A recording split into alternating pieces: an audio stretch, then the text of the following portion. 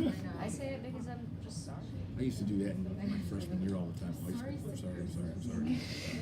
My teacher. I know. I've had to practice because when people send me emails, and what I really mean is that sucks that you're going through that. Not I'm sorry. So I started to say my sympathies, which sounds so formal. Sounds like someone Condolences. died. To me, the word condolences sounds like I don't really care. Because what I really want to say when someone writes me some email about how, I don't know, their menstrual pains were this, or their grandfather died, like something kind of, like that's obviously very sad, is I really want to say, I feel hard for you, because I can imagine that this really sucks. I feel for you. Yeah, that's exactly, but I'm not sorry. I just feel that sucks.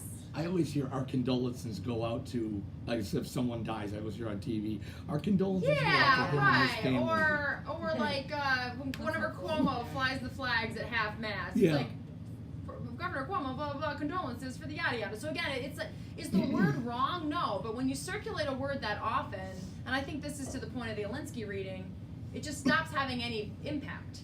So then you got to find a new word, because even though you might mean what the word means, the fact that it gets used so often makes you feel like you're phoning it in. You know what I mean? Okay, so let's move on to, I'm going to take some notes too so I can write a little follow-up to all of you in case anything comes out of this that I think we want to preserve for memory. All right, so I had you read Alinsky. He talked about what communication is. You've got to communicate in public in a couple days. So tell me things that you liked or found memorable or didn't like about this reading and how they make you think about your communication act that you're about to do. Catherine. Well, I think like one of the main things, like when combined with the other reading that we had, is like that it was like a two-way process. So you always have to think about the receiver of a message rather than you just sending it, because you have to think about where they're coming from, what their motives. Which I think, right, I agree. Communication's two-way. But that begs the very important question. How do you have a two-way process if the person in the audience isn't talking? Right, yeah.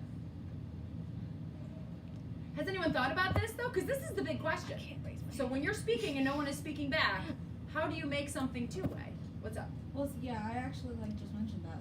I thought that it was the way that Alinsky describes communication is very dialogic in a way. Also because you want to speak to them in a way they will understand, or whoever they is, whoever you're speaking to. Sure. That they understand, and if you don't, you're not successfully communicating.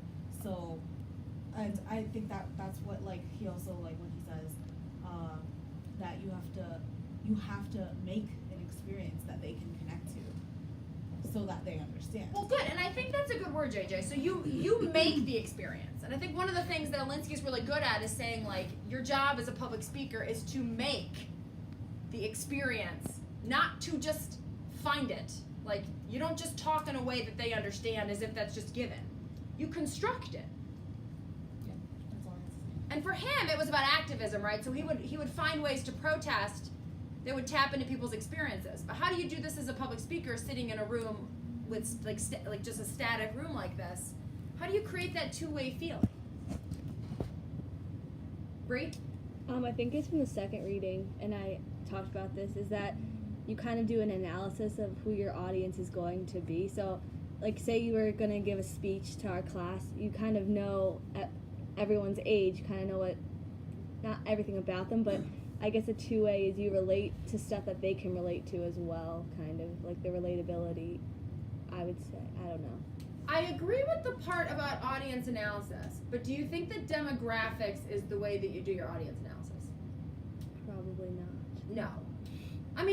Ask yourself, do you like being lumped together with every other 19, 20-year-old and all being treated as if you're the same person? No.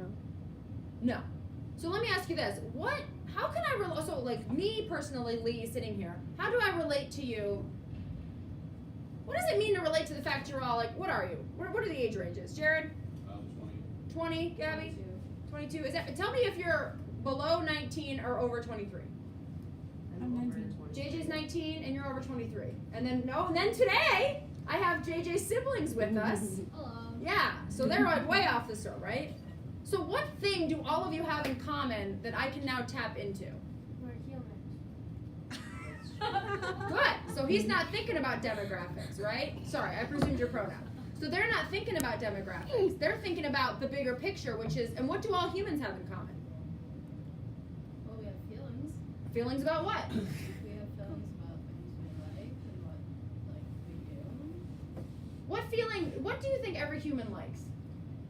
Well, we like Food. need to communicate with each other. We like talk to people. Do we like to talk to people? Yes, we don't. You like think being- that's true of Ellen everyone? doesn't like We don't talking to like being people, so you're lonely, wrong. though. Good. Okay. Fear of abandonment and being left alone is a She looks so pervasive deep. human need. So if you want to connect to people, connect to the fact that nobody wants to be abandoned.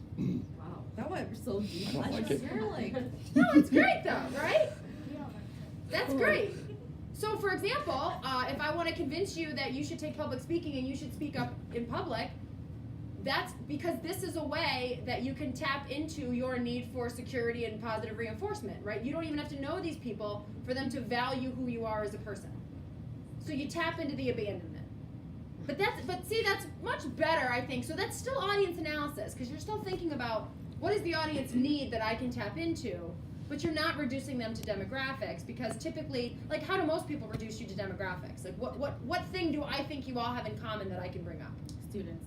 Yeah, you're all students. But are you all students in the same way? No. Some of you are highly motivated and driven. Some of you can't even believe that you got stuck here. Oh my God.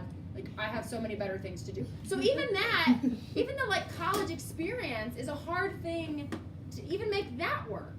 So you really can't rely on demographics. So I think, okay, so one good thing that comes out of this, and I'm gonna write this down to send you in notes, is that when you're thinking about tapping into audience experience, tap into their human vulnerabilities.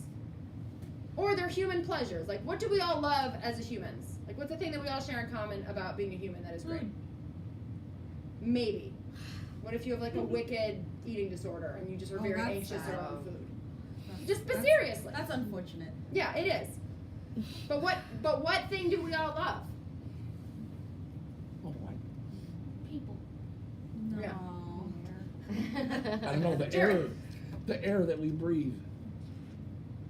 That's There's no getting air. there. That's getting there. Why do you love air? I don't know, because I can breathe. Okay, If so I had what? no air, I'd be dead. Yeah, so survival is the thing all human beings like. Right? Mm-hmm. One of the main reasons public speaking is so important is because it's fundamental for human survival. Because if we don't share the things we've learned and tell the stories and find ways to persuade people to do the things that we think that they should do, we die as a species. I mean, that's why stories, if you think about like sitting around a campfire telling stories about me getting attacked by a tiger, that stuff served a very, very valuable purpose, which is I have to teach you about an experience that you haven't had yet because we need to survive, and I can't take the risk that you're not going to figure that out on your own. Okay, so when Olinsky says you tap into common experience, he's thinking the more like fundamental humanity piece of stuff. He's not thinking about demographics. And not to pick on Bree, but survey your audience for their age and interest is literally advice in every public speaking textbook, so it's not a surprise that that's where your mind wants to go. But I think you're also smart enough to know that that's kind of a cheap move. Yeah. Good. Yeah. Yeah. Okay, other stuff. Jared. I talked about a little bit more like about the experience thing Good. that you were talking about, Okay. but more so the fact that like individual experience can like kind of unleash like negative emotions, and Ah. negative experiences Mhm. from audience members. So the one thing I kind of related it to when I was in 10th grade, that was really the first time I'd sort of been introduced to new philosophical ideas, like existentialism, nihilism, relativism, that sort of thing. And my parents sent me to a Catholic preparatory high school. And my mom's like a super devout Catholic. And I really just kind of clicked with Nietzsche. I really liked like the ideas of nihilism, and I spent a lot of extra time reading that stuff and talking with my teacher. Debatable after whether class. Nietzsche's a nihilist, but I'll let you have it. Okay, we can have another conversation. Yeah, I was gonna say we don't want to go down that road. But We don't want to go down that road. I remember the first time I came home and I tried to bring up some of the stuff that I was talking about Okay. at dinner. It never really occurred to me that it was outside her scope of individual experience. Good. She may have never learned about or talked about these ideas. So immediately she just got super pissed. And she was like yelling, she was mad. She's like, I'm gonna call this school. What are they doing teaching this crap at a Catholic Well, school? sure, because it's a very much a God is dead kind of. Exactly. So she got really worked up, and needless to say, I didn't really talk about it at home that much. Yeah. After that, but like when I did bring it up in the future after that, I try to keep in mind that, you know, she had never really read or learned about this stuff. So it was kind of outside of her scope of individual experience, so I had to be more careful with the way I approached those conversations. Did you ever find a way to have those conversations with your mom about those things in ways that resonated enough with her experience that she was receptive? Partially. She never really got behind the whole idea of me liking Nietzsche. You know, very just like contradictory with the whole God thing, but we can kind of talk about it now and at least be respectful. But do you remember what, and you may not, but do you remember the strategy that helped you present those ideas in a way that made her at least receptive to talking about them, as opposed to, say, just shutting down and saying, like, no, this is so far, not even outside my experience, but hostile to the way I think about things? Yeah, I kind of had to take the stance of, rather than telling her I believed in that sort of stuff, telling her that I just sort of found it interesting. Okay. And you Ah, can there's kinda- that word. This is why we like There you that go. word. It's like a nice, that interesting is a nice gray area word, yeah. Where you can have the ability to discuss ideas and talk about them openly without necessarily buying into them. Well, and I think this is a good point because we are so obsessed in public discourse right now about like reaching across the aisle and persuading and all this stuff. You don't have to. You can make things interesting to people without necessarily aiming for them to buy in. It takes hundreds and hundreds and hundreds of attempts at persuasion for somebody to form a belief system. You yourself as a public speaker are not going to, like Martin Luther King did not launch civil rights with one speech, right? So I think too that takes the pressure off because your job is not to convince someone that their worldview is wrong and they should adopt a new worldview. It's to get them to think, I could maybe see myself sort of coming around to that, not sure. I mean, that's really where you're aiming. And that was the kind of thing with Alinsky too. He's not necessarily trying to get you to cold sail, just persuade people to change their mind. He's trying to use speech to create that lever that people start to go, maybe. And like a quick example I'll give you is my father, who is an avid gun rights. I'm talking like he bought my brother a lifetime membership to the NRA for his first birthday. And he votes based on gun rights, and that's one of the reasons he says he didn't vote for Clinton, because she was coming for my rifles, which is just not factually true. But the way that I get him to interesting is we talk about the assault weapons ban. And like, do you really think that you want, and he's a hunter, right? And so he kind of knows how careless people can be. And so we talk about like assault rifles, like really, you think we should have assault rifles just like available for purchase. And also you think we should have open carry on college campuses. Have you met a college student recently? And he'll engage those ideas. Now him willing to engage those ideas has not yet gotten him, for example, to not vote for a pro-gun candidate for president. So it's not persuasive, but it's enough of a lever that he can at least say, well, yeah, in my experience, I guess you're right, open carry, maybe not, right? And that's kind of like, I think, as far as you can push it. And so what Alinsky's asking us to do is sort of find a space within someone's experience that we can use as a fulcrum point to say, well, like, if you're open to that, why wouldn't you be open to this? So what does that have to do with your presentations? So if we think about two-way communication and tapping into experience and trying to translate things in ways that your audience can identify, where are you doing that in your presentations? Just on interest. Correct.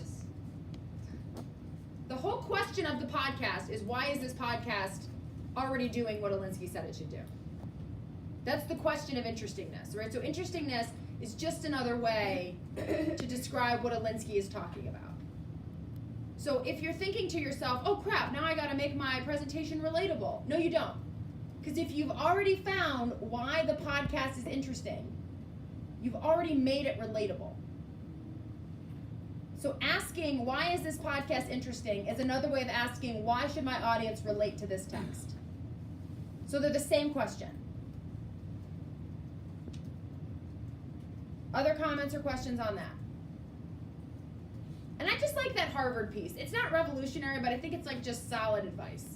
As far as giving a presentation, I mean, all that stuff is easier said than done, but it's all just like really solid advice to keep in the back of your mind. Okay, so we go to the Alinsky. Does anybody want to add anything else? Observations, questions? Emily? We talked a little bit about how, like, him talking about, you can only speak so much to a good group of people until you, like, have the dialogue, and, like, how we related it back to, like, Yeah. the Plato piece, and, like, dissemination and dialogue and stuff.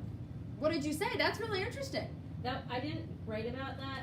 I really should have, but we were just talking. Hey, you know about what? that, There's nothing better than having so many interesting ideas. You got to pick one. It's a good problem to have. But we were talking about how it, like, he's really someone who, like, it's not dialogue or dissemination. It's kind of like they're working together to, like, create that interestingness Yeah, factor. it's a dialogic attitude in a disseminatory practice, right? His job is to the ideas all over the place, but to make those ideas disseminatory. And yes, I just sort of ejaculated with my hands. But I was also imagining like a seed sprayer, like, you know, like those, like, when you like roll them and they go out. So for anyone who heard that audio noise, that's what that was.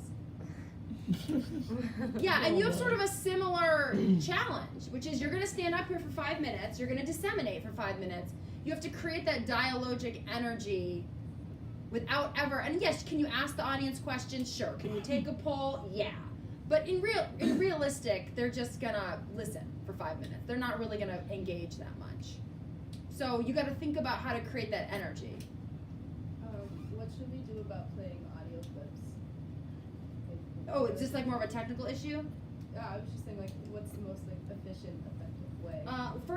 So that's a good question. So first let me ask, is there anything else you want to add on the Alinsky piece before we conclude this segment of our discussion and then move on to sort of more of the nitty gritty of the podcast?